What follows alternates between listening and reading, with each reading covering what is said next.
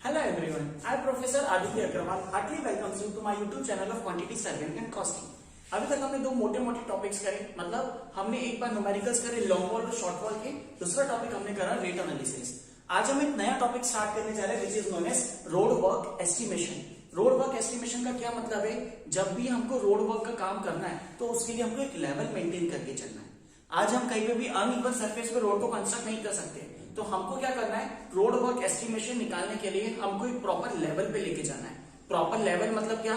एक प्रॉपर ऐसा लेवल जहां पे मेरा पूरा जो लेवल है, मेरे सारे जो आरएल के पॉइंट्स है वो सब एक ही पॉइंट्स पे लाई करें, एक ही लाइन में लाई करें।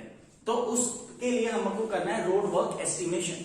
तो रोड वर्क एस्टिमेशन के लिए हमारे पास दो चीजें बहुत ज्यादा इंपॉर्टेंट है।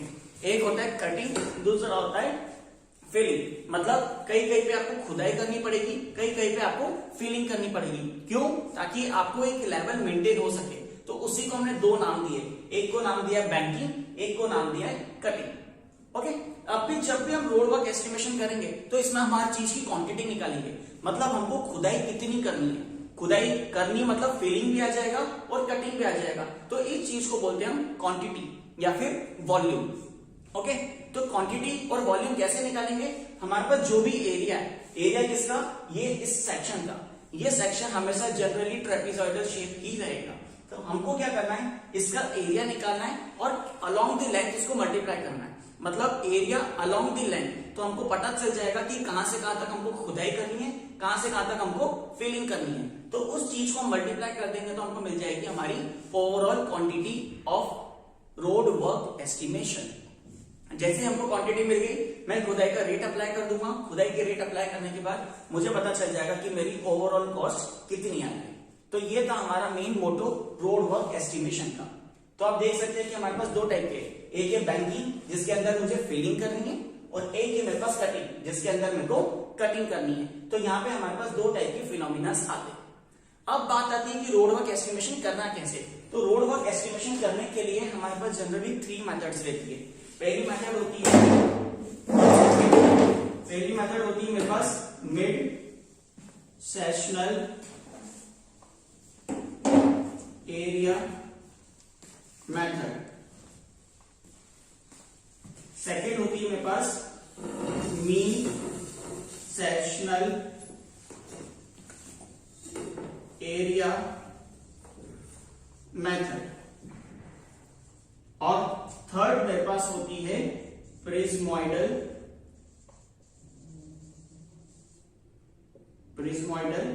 मेथड। ये 3 मेथड की मदद से मैं किसी भी मेथड की मदद से अपना रोड वर्क का एस्टिमेशन निकाल सकता हूं। मतलब मुझे ओवरऑल क्वांटिटी निकालनी है तो ओवरऑल क्वांटिटी में निकालूंगा इन 3 मेथड्स की मदद से। तो अब अपन एक एक करके डिस्कस करते हैं कि कौन सी मेथड क्या होती है। ओके, अब अपन सबसे पहले बात करते हैं mid sectional area method. Mid sectional area method क्या बोलती है कि आपके पास जो भी ये है इसका आपको क्या निकालना है, क्वांटिटी निकालनी है। क्वांटिटी मतलब सबसे पहले आपको उसका एरिया निकालना है। एरिया में आप लेंथ मल्टीप्लाई कर देंगे तो आपको मिल जाएगा उसकी ओवरऑल क्वांटिटी। तो इसके लिए हमको एक टेबल्स बनाने रहते हैं। ये टेबल की मदद से हमको पता चलेगा कितनी कटिंग हो रही है, कितनी बैंकिंग हो रही है। ओके, तो टेबल बनाने के लिए हमारे पास सबसे पहले आता है स्टेशन। सबसे पहला कॉलम आता है स्टेशन।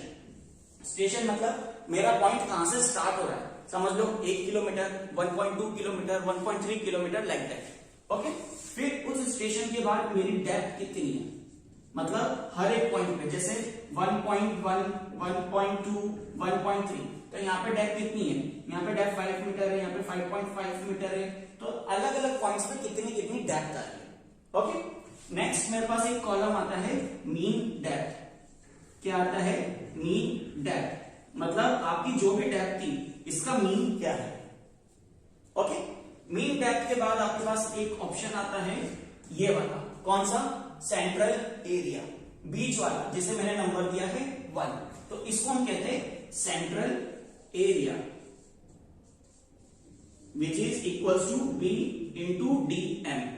यहां पे ये डीएम है, डीएम मतलब मीन डेप्थ, ये मीन डेप्थ। तो मैंने यहां का एरिया निकाल लिया। ओके, नेक्स्ट मेरे पास आता है area of side slope. Area of side slope, area of side slope क्या होगा? अगर मेरा कोई भी स्लोप है s/1, s कोई भी वैल्यू है, फॉर एग्जांपल 20/1, 100/1, ये कोई भी वैल्यू है, तो मेरे पास साइड कितनी हो जाएगी, s इंटू dm। क्यों, s इंटू dm, ये वाली साइड आ जाएगी ट्राइंगल की प्रॉपर्टी से। तो एरिया कैसे निकलेगा, ट्राइंगल का half into base into height, half into base into height. Okay, half कितना है, हाफ ही है, बेस कितना है, एस डी एम, हाइट कितनी है, डी एम। तो यहां से एरिया कितना आ गया, यहां से मेरा आ गया half s d m square.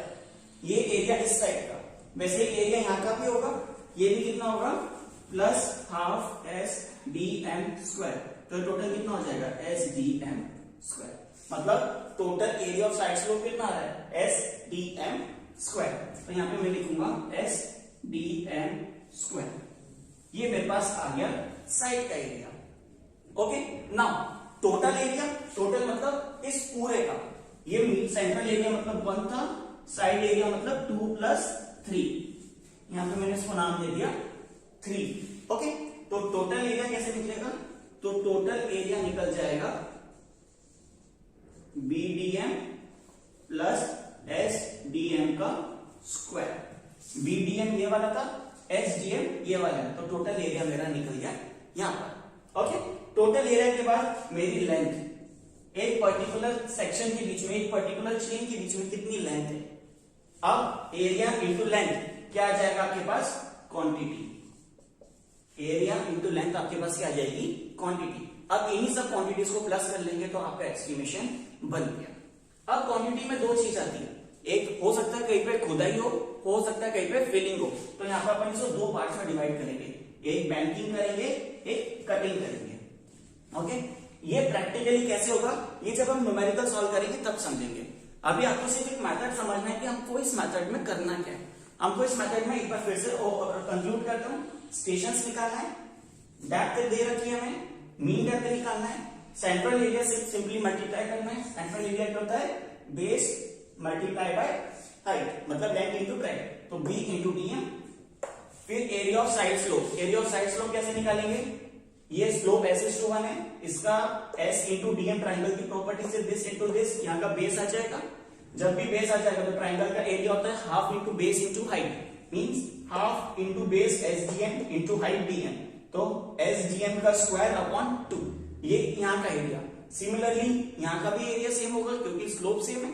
अब half DM square plus half SDM square, ये कितना हो गया, SDM स्क्वायर, मींस आपका एरिया ऑफ साइड स्लोप कितना आ गया, SDM स्क्वायर। ओके, तो टोटल एरिया कितना आ जाएगा, इन दोनों का सम। ओके, ना लेंथ हमको पता रखी है, हमको क्वेश्चन में दे रखी है कि आपको कितने कितने इंटरवल्स पे निकालना है, फिर उसको लेंथ से मल्टीप्लाई कर देंगे तो हमारी ओवरऑल क्वांटिटी निकल जाएगी। इस मेथड को हम कहते हैं mid sectional area method. Okay, अब इसमें हमारे पास सेकंड मेथड आती है which is known as mean sectional area method. अब इसमें हमारे पास एक दूसरी मेथड आती है which is known as mean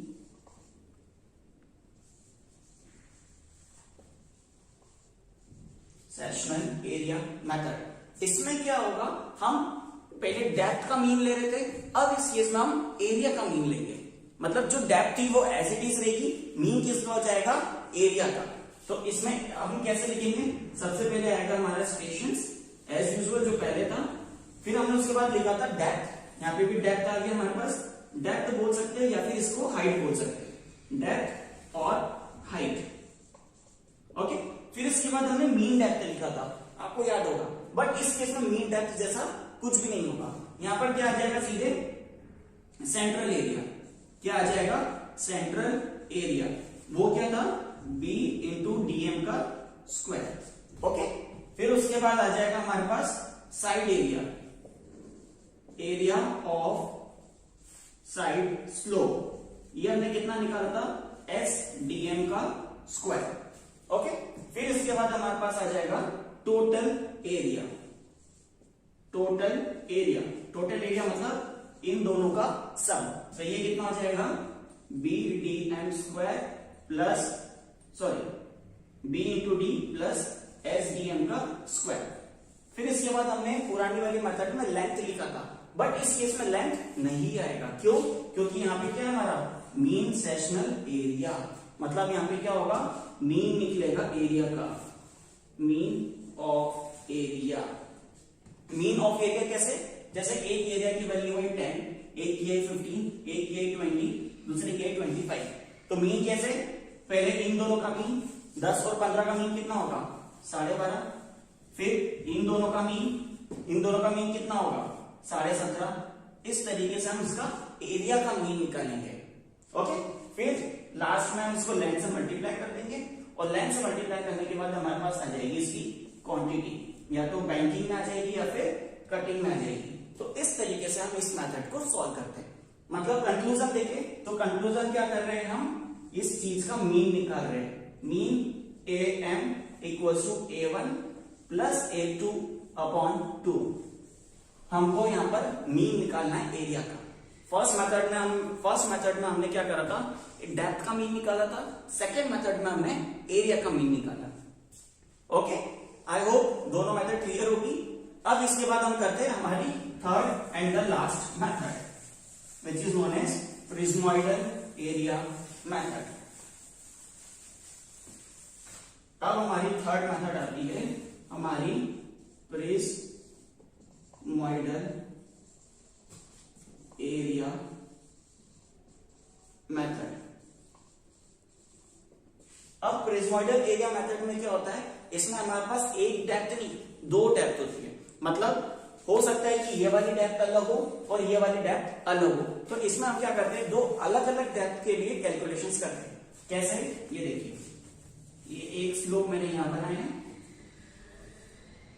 एक स्लोप मैंने यहां बनाया है, और एक मैंने इन दोनों का एवरेज लिया है। मतलब अगर मैं इसकी डेप्थ देखूं तो इसकी डेप्थ है D1, अगर इसकी डेप्थ देखूं तो इसकी डेप्थ है D2, अगर मैं इसकी डेप्थ देखूं तो इसकी डेप्थ है DN।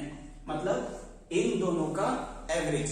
तो इन दोनों के एवरेज के लिए हम क्या करेंगे, इन दोनों के एवरेज के लिए हमारे पास डायरेक्ट क्वांटिटी का फॉर्मूला होता है, which is known as L/6 A1 plus A2 plus 4AM।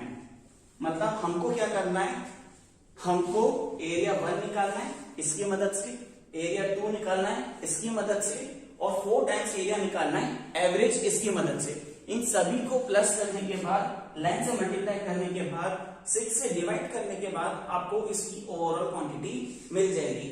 जब आपको इसकी ओवरऑल क्वांटिटी मिल जाएगी तो ओवरऑल क्वांटिटी की मदद से आपको डायरेक्टली पता चल जाएगा कि मेरा अर्थ वर्क कितना हो रहा है, मींस आपको टोटल क्वांटिटी कितनी मिल रही है। तो ये टोटल क्वांटिटी की मदद से आप अपना प्रिज्मोइडल एरिया मेथड की मदद से आप इसका एस्टिमेशन कर सकते हैं। ओके, आई होप आपको ये तीनों मेथड समझ में आई होगी, और इन तीनों मेथड के जो न्यूमेरिकल है वो अपन नेक्स्ट क्लास में कंसीडर करेंगे। Okay, thank you so much.